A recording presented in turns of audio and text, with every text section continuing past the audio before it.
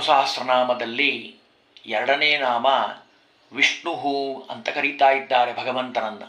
ವಿಷ್ಣು ವಿಷ್ಣು ಅಂತ ಯಾಕೆ ಕರೀತಾರೆ ಅಂತಂದರೆ, ವಿಶಿಷ್ಟವಾದ ಬಲ, ಪ್ರೇರಕತ್ವ, ವ್ಯಾಪ್ತಿ ಎಲ್ಲವನ್ನ ಸ್ವಾಭಾವಿಕವಾಗಿ ಪಡೆದಂಥವನು ಭಗವಂತ.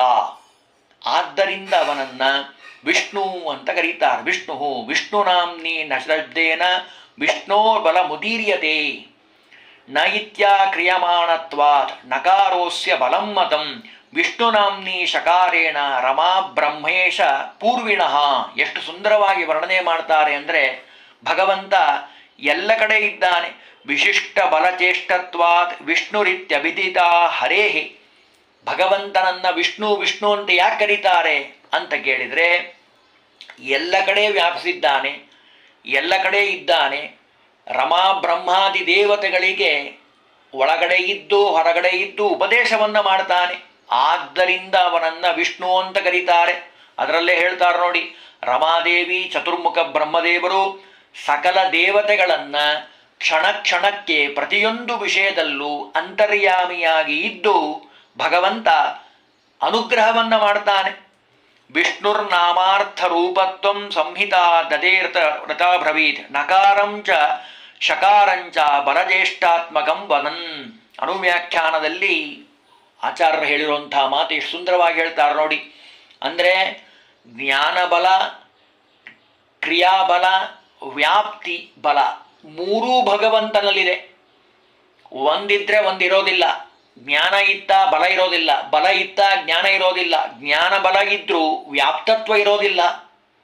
ಎಷ್ಟೋ ಜನ ಒಳ್ಳೆ ಜ್ಞಾನವನ್ನು ಪಡೆದವರಿದ್ದಾರೆ, ಆದರೆ ಇವತ್ತಿಲ್ಲಿದ್ದಾರೆ ಅಂದರೆ ಇಲ್ಲಿ ಮಾತ್ರ ಇರ್ತಾರೆ, ಬೇರೆ ಊರಿಗೆ ಇರ್ಲಿಕ್ಕಾಗಲ್ಲ. ಆದರೆ ಭಗವಂತ ಹಾಗಲ್ಲ. ಭಗವಂತ ವ್ಯಾಪ್ತತ್ವ ಎಷ್ಟಿದೆ ಅಂದರೆ ಅಣುರೇಣು ತೃಣಕಾಷ್ಟ ಪರಿಪೂರ್ಣ ಗೋವಿಂದ. ಆದ್ದರಿಂದ ಅವನನ್ನು ವಿಷ್ಣು ವಿಷ್ಣು ಅಂತ ಕರೀತಾ ಇದ್ದಾರೆ. ವಿಷ್ಣುನಾಮದ ರಹಸ್ಯವನ್ನ ಐತರೇಯ ಉಪನಿಷತ್ತಿನಲ್ಲಿ ಭಗವಂತನ ಒಂದು ರೂಪ ಮಹಿದಾಸ ಅಂತ ಕರೀತಾ ಇದ್ದಾರೆ. ಇತರಾ ದೇವಿಯ ಮಗನಾಗಿ ಅವತಾರ ಮಾಡಿದಂಥ ಐತರೇಯ ಮಹಿದಾಸ ರೂಪ ಉಪದೇಶವನ್ನು ಮಾಡಿದ್ದಾನೆ ವಿಷ್ಣುನಾಮಾರ್ಥವನ್ನ. ಅದರಲ್ಲೂ ಶಕಾರ ಮತ್ತು ನಕಾರ ಎರಡೂ ಸಂಧಿಯಾಗಿ ಅದು ಹೇಳೋಂಥದ್ದೇ ಅದನ್ನು ಹೇಳ್ತಾನೆ ಭಗವಂತ.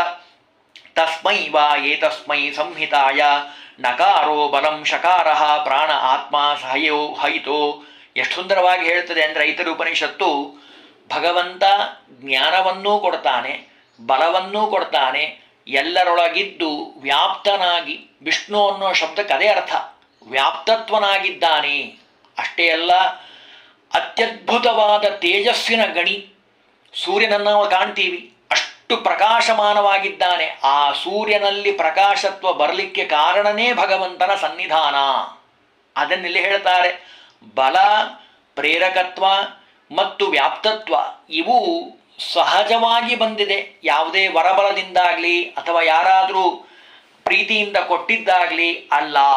ಸ್ವಾಭಾವಿಕವಾಗಿ ಭಗವಂತನಲ್ಲಿ ಈ ಮೂರೂ ಗುಣಗಳಿದ್ದಾವೆ. ಆದ್ದರಿಂದ ಅವನನ್ನು ವಿಷ್ಣು ಅಂತ ಕರೀತಾರೆ. ಹರಿವಂಶ ಸಮಗ್ರ ಪುರಾಣ ವೈದಿಕ ವಾಂಗ್ಮಯದಲ್ಲಿ ಕ್ರೋಢೀಕರಿಸಿ ಮಧ್ಯ ಮಧ್ಯದಲ್ಲಿ ಎಲ್ಲ ಕಡೆ ಭಗವಂತನ ನಾಮಗಳನ್ನು ಹೇಳ್ತಾರೆ. ಈ ಶ್ಲೋಕವೂ ಅಷ್ಟೇ ಪ್ರಖ್ಯಾತವಾಗಿರುವಂಥ ಶ್ಲೋಕ. ವೇದೇ ರಾಮಾಯಣೇ ಚೈವ ಪುರಾಣೇ ಭಾರತೆ ತಥಾ ಆದಾವಂತೆ ಚ ಮಧ್ಯೆ ಚ ವಿಷ್ಣು ಸರ್ವತ್ರ ಗೀಯತೆ. ಎಷ್ಟು ಸುಂದರವಾಗಿ ಹೇಳ್ತಾರೆ ನೋಡಿ. ಅಂದರೆ ವೇದದಲ್ಲಾಗಲಿ, ರಾಮಾಯಣದಲ್ಲಾಗಲಿ, ಪುರಾಣಗಳಲ್ಲಾಗಲಿ, ಮಹಾಭಾರತದಲ್ಲಾಗಲಿ, ಆದಾವಂತೆ ಚ ಮಧ್ಯೆ ಚ, ಆದಿಯಲ್ಲಾಗಲಿ, ಮಧ್ಯದಲ್ಲಾಗಲಿ, ಅಂತ್ಯದಲ್ಲಾಗಲಿ ವಿಷ್ಣು ಸರ್ವತ್ರ ಗೀಯತೆ. ಅಂದರೆ ಎಲ್ಲ ಪುರಾಣಗಳು, ಎಲ್ಲ ಇತಿಹಾಸಗಳು, ಎಲ್ಲ ಸಕಲ ಶಾಸ್ತ್ರಗಳು ವಿಷ್ಣುವನ್ನೇ ಹೇಳ್ತಾ ಇದ್ದಾವೆ. ಸರ್ವತ್ರದಲ್ಲಿ ವ್ಯಾಪ್ತನಾಗಿದ್ದಾನೆ ಭಗವಂತ. ಆ ಸರ್ವತ್ರದಲ್ಲಿ ವ್ಯಾಪ್ತನಾದಂಥ ವಿಷ್ಣುವನ್ನು ಹೇಳಲಿಕ್ಕೆ ಹೊರಟಿದ್ದಾವೆ ಅಂತ ಹೇಳಿ ಎರಡನೇ ನಾಮದ ಚಿಂತನೆಯನ್ನು ನಾವು ಮಾಡಬೇಕು. ಇದರಿಂದ ನಮಗಾಗುವಂಥ ಲಾಭ ಏನು? ವಿಷ್ಣು ಅಂತ ಚಿಂತನೆ ಮಾಡಿದರೆ ನಮಗೆ ಭಗವಂತ ಎಲ್ಲ ವಸ್ತುಗಳ ಜ್ಞಾನವನ್ನು ಮಾಡಿಸ್ತಾನೆ. ಭಗವಂತನ ಅರಿವು ಅಂತೇನಿದೆ ಅಲ್ಲ, ಅದು ಭಗವಂತನ ವಿಶೇಷವಾದ ಅನುಗ್ರಹಕ್ಕೆ ನಮಗೆ ಕಾರಣವನ್ನಾಗಿ ಮಾಡುತ್ತದೆ. ಹರಿ ಓಂ ಶ್ರೀಕೃಷ್ಣಾರ್ಪಣಮಸ್ತು.